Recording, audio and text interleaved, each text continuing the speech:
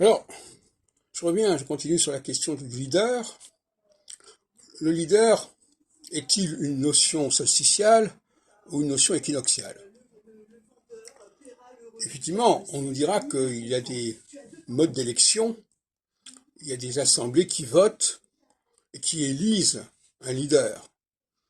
Et dans ce cas-là, effectivement, nous sommes dans une logique solsticiale.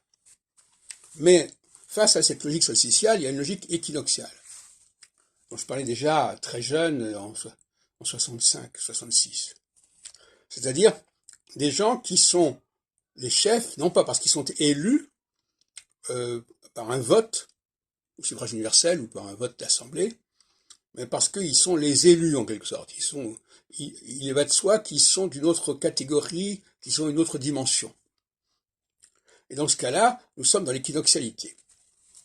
Autrement dit, on pourrait dire que en phase solsticiale, on sera en faveur de chefs élus constitutionnellement, électoralement,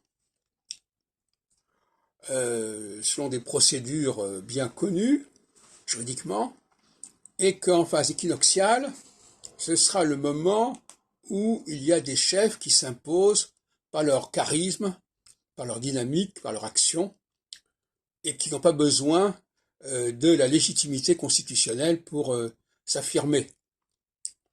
Et ça veut dire aussi que selon les phases, le profil du chef n'est pas le même.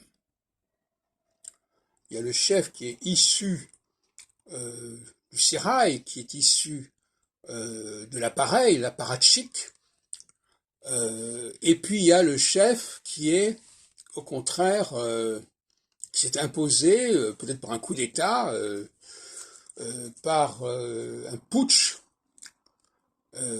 et ça correspond plutôt à la phase équinoxiale.